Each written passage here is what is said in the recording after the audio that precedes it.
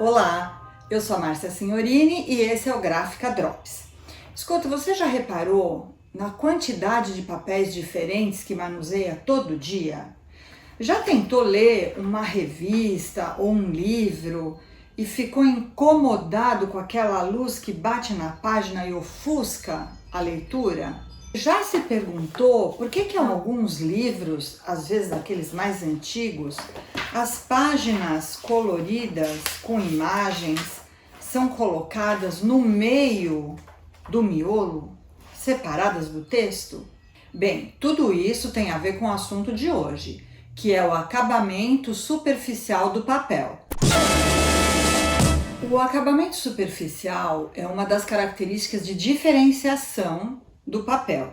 Esse acabamento pode ser conferido em diversas etapas do processo de produção, gerando produtos bem diferentes. Então nós podemos dividir esses papéis, esses diferentes acabamentos, em 4 grandes grupos. A gente tem os papéis marcados a feltro, naquela etapa antes da folha começar a ser formada, na saída ali daquela mesa Foudrinier. Também pode ser no final da formação da folha, que ele pode receber um revestimento ou não. Depois a gente tem o grupo dos gofrados, quando esse acabamento diferenciado é dado naquelas calandras de saída, e ainda os metalizados. Então esse tema eu vou dividir em 4 vídeos, cada vídeo sobre um desses 4 grupos. Hoje o foco vai para o revestimento, que é aquele acabamento que se aplica na folha depois que ela já está formada. Vou começar falando um pouco sobre nomenclatura, porque costuma ter uma certa confusão aí. Então todo mundo já ouviu falar em papel couché, papel alta alvura, papel sulfite, papel reciclato, e às vezes a gente coloca esse nome querendo significar o tipo de papel que nós estamos especificando. Então, tem que ser esclarecido. Uma coisa é o tipo de papel e outra, o nome que o fabricante dá para esse determinado tipo. Então, por exemplo, alta alvura não é um tipo de papel. Na verdade, é um nome comercial que a Suzano dá para um determinado papel não revestido que ela fabrica. Então, dentro desses diferentes acabamentos superficiais, revestido e não revestido, cada fabricante pode oferecer uma série de produtos que são identificados pelo seu nome.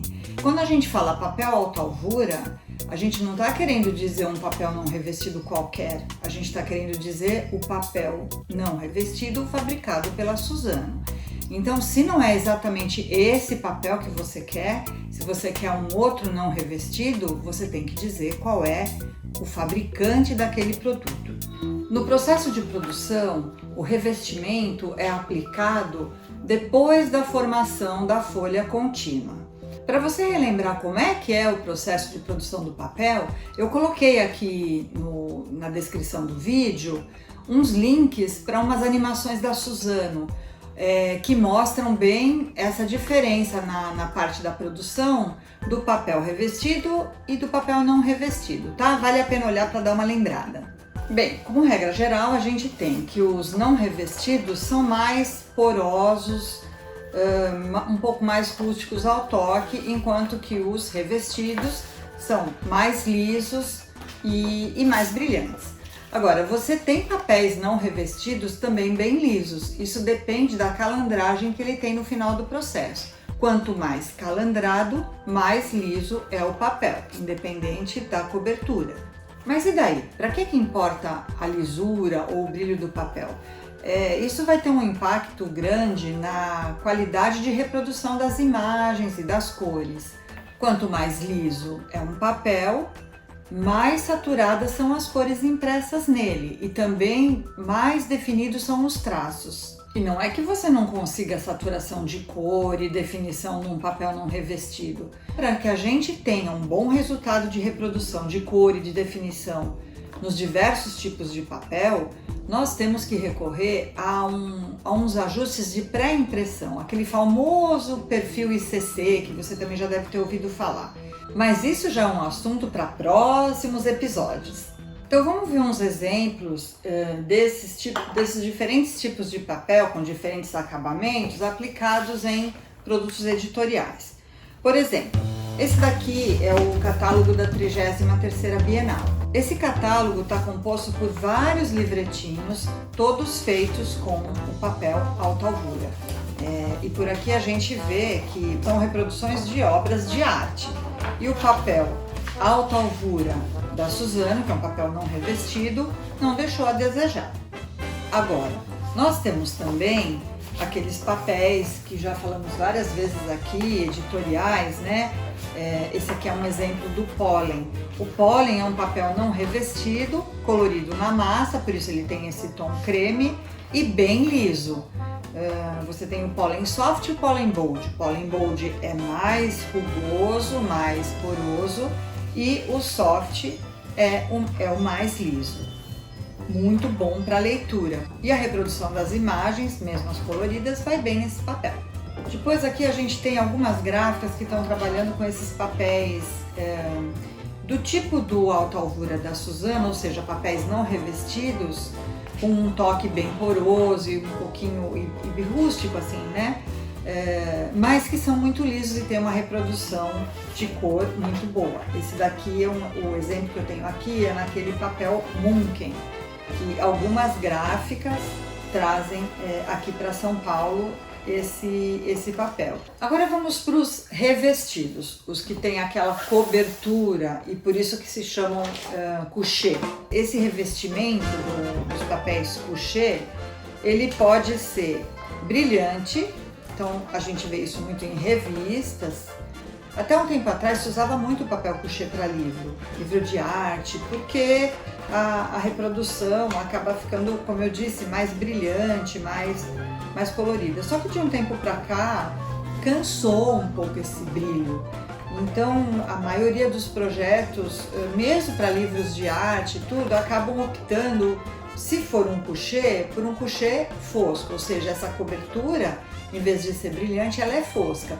Ou ainda tem um intermediário, né, um semifosco, que também está disponível. A gente só consegue ver isso com as amostras do papel em mãos. Então é importante a gente ter os catálogos, né, para ver, porque só pelo nome, quando você fala couché, não dá para saber muito bem se vai ser um brilho, muito brilho, fosco, semifosco, e daí você tem que adequar para o seu produto. Esse daqui, por exemplo, é um livro de arte da obra desse artista Rodrigo Mateus. Nesse foi usado um papel semifosco, couché semifosco, é um Eurobook, que também é chamado de Furioso, é o nome brasileiro dele. Esse mais gráficas tem ele. Esse aqui já é um papel couché totalmente fosco, é o Garda Chiara. Ele, além de ser bem fosco, ele tem não é bem branco, ele é um off-white, muito bom para reprodução.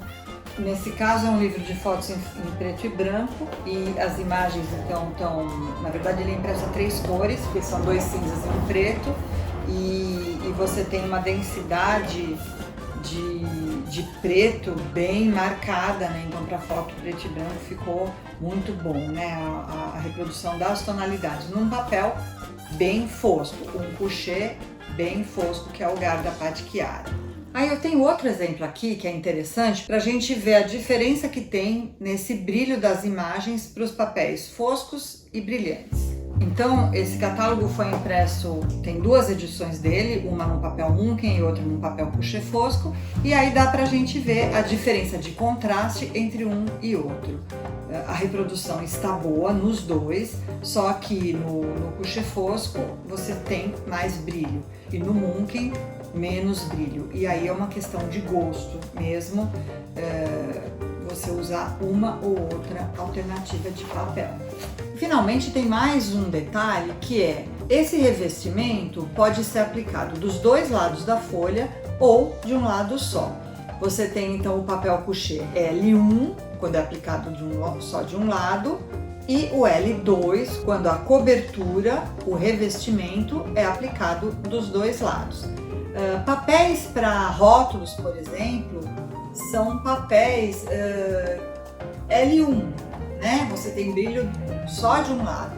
Esse livro aqui, que é o Design Brasileiro antes do Design, ele foi feito com um papel monolúcido, ou seja, com revestimento de um lado só. Então, quando você folheia o livro, lembra como é que era aquela coisa da dobra dos cadernos? A cada 2 páginas, você vai mudando o revestimento do papel. Então, o texto no não revestido, a imagem no revestido. Texto não revestido, imagem revestido. O resultado é bem interessante. Bem, por hoje é só e não perca os próximos vídeos onde eu vou falar dos outros tipos de acabamento de papel, tá bom? Tchau, tchau, até mais!